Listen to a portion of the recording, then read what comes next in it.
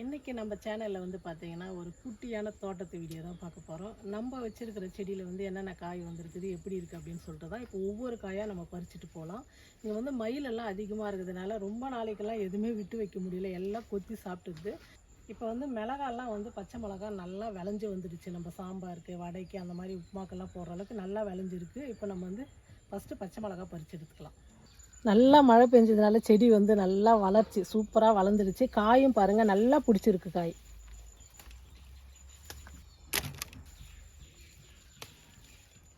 நம்ம வீட்டுக்கு ஒரு 2-3 மிளகா செடி இருந்தாவே போதும். நம்ம வீட்டுக்கு தேவையான அளவுக்கு வந்து மிளகா வந்து பறிச்சுக்கலாம்.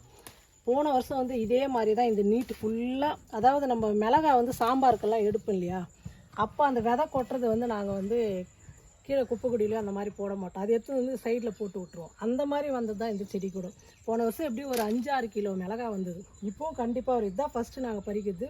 போக போக நிறையா வரும். எல்லா மிளகா பறித்து எடுத்துக்கலாம்.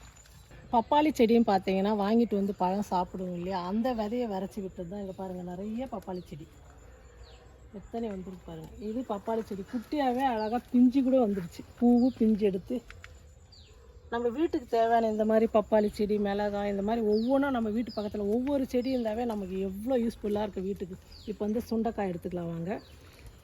இந்த கருவேப்பிலை பார்த்தீங்கன்னா பக்கத்து தோப்பில் கருவேப்பிலை செடி மரம் இருக்குது. இந்த குருவிலாம் வந்து மரத்தில் உட்காருமா, அதை வந்து அந்த விதையை போட்டு அங்கங்கே எல்லாம் கருவேப்பிலை முளைச்சிருக்கு.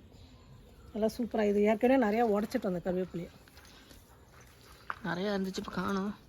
இது வந்து ஏற்கனவே நாங்கள் பிரியாக்கு இந்த மாப்பிள்ளை வீடு பார்க்க அவங்க வர போக இந்த மாதிரி இருந்ததுனால நாங்கள் வந்து சுண்டைக்காய் வந்து பறிக்கவே இல்லை.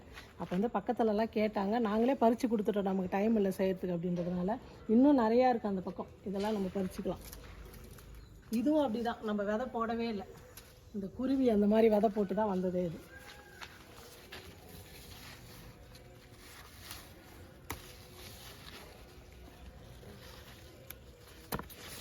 சுண்டைக்காய் குழம்பு, வத்தல் அந்த மாதிரி போட்டுக்கலாம். இன்றைக்கி எல்லாமே பறிச்சிடலான்னு சொல்லிட்டு தான் எடுத்துகிட்டு இதெல்லாம் பறித்து கொடுத்துட்டேன். நிறையா கையில் போட்டிருக்கீங்க, இப்போ மட்டும் கட் பண்ணுறீங்க.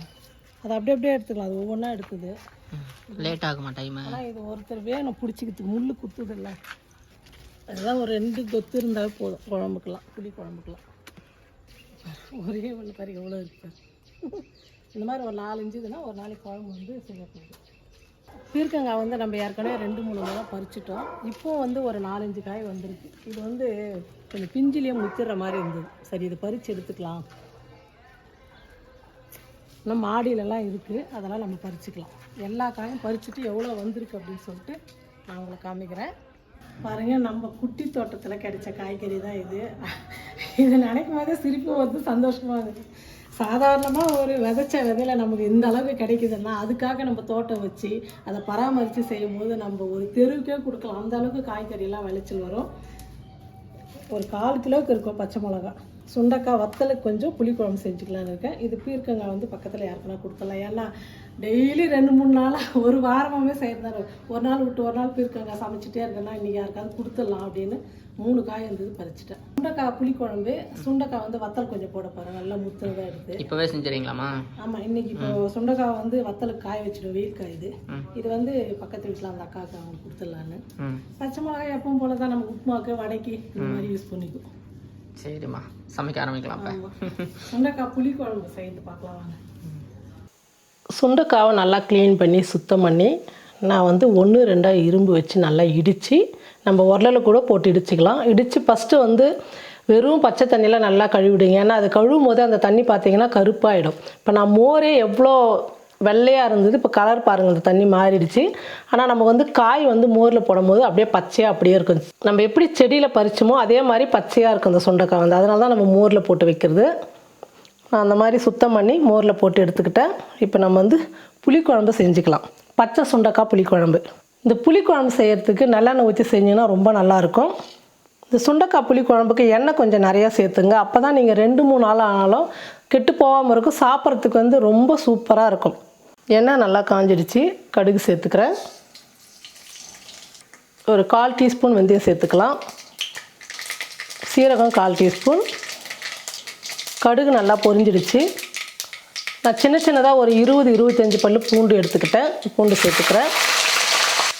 சின்ன வெங்காயம் ஒரு 150 கிராம் இருக்கும். இந்த வெங்காயம் சேர்த்துக்கலாம்.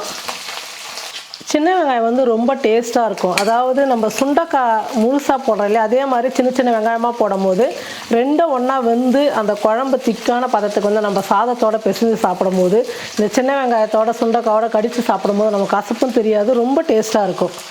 கருவேப்பிலையும் சேர்த்துக்கிறேன்.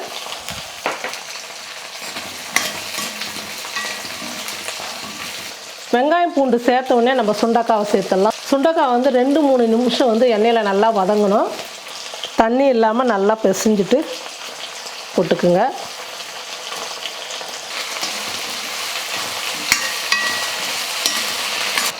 பாருங்கள், வெங்காயம் சுண்டக்காயெல்லாம் வந்து 2-3 நிமிஷத்துக்கு நல்லா வதங்கிடுச்சு. 2 பெரிய தக்காளியை சேர்த்துக்கிறேன். தக்காளி வந்து நல்லா வெந்து வரணும், அந்த அளவுக்கு நம்ம நல்லா வதக்கிக்கலாம். நல்லா வதங்கட்டும். சுண்டக்காய், தக்காளி, வெங்காயம் எல்லாம் நல்லா வதங்கிடுச்சு. இப்போ வந்து மிளகாய் பொடி சேர்த்துக்கலாம். மஞ்சள் தூள் 1/4 டீஸ்பூன். இது வந்து குழம்பு மிளகாய் தூள் நம்ம வீட்லேயே அரைச்சதுனால 2 டீஸ்பூன் சேர்த்துக்கிறேன். நீங்கள் கடை தூள் வெறும் தூள்னா நீங்கள் அதுக்கு காரத்துக்கு தகுந்த மாதிரி சேர்த்துக்குங்க. தேவையான அளவுக்கு உப்பு சேர்த்துக்கலாம். சுண்டக்காய் வந்து கசப்பாக இருக்கும், குழந்தைங்க எல்லாம் வந்து அந்த அளவுக்கு சாப்பிட மாட்டாங்க. அதனால் வந்து டேஸ்ட்டுக்கும் நல்லாயிருக்கும், குழம்பு வந்து எல்லாருமே சாப்பிட்ற அளவுக்கு நல்லா சூப்பராக இருக்கும். அதனால் 1 டீஸ்பூன் வந்து நான் சர்க்கரை சேர்த்துக்கிறேன். மிளகாய் பொடி சேர்த்ததுக்கப்புறம் கொஞ்சம் நேரம் வந்து நல்லா வதங்கட்டும். சுண்டக்காய் வந்து நிறைய பேர் சாப்பிடவே மாட்டாங்க, கசப்பாக இருக்குது அப்படின்னு சொல்லிட்டு. ஆனால் சுண்டக்காய் வந்து ரொம்ப நல்லது நமக்கு. வயிற்றில் வந்து பூச்சிலாம் வராமல் தடுக்கும். அதே மாதிரி வாரத்தில் 1 நாள் இல்லை மாதத்தில் 2 நாளாவது சுண்டக்காய் சாப்பிட்லாம், பாவக்காய் சாப்பிட்லாம். இந்த மாதிரி சாப்பிடும்போது நம்ம உடம்புக்கு வந்து ரொம்ப நல்லது. மசாலாலாம் சேர்த்ததுக்கப்புறம் நல்லா வதங்கிடுச்சு. 50 கிராம் புளி எடுத்து நல்லா ஊற வச்சு கரைச்சி வடிகட்டி எடுத்துக்கிட்டால் அந்த புளி தண்ணி வந்து சேர்த்துக்கிறேன்.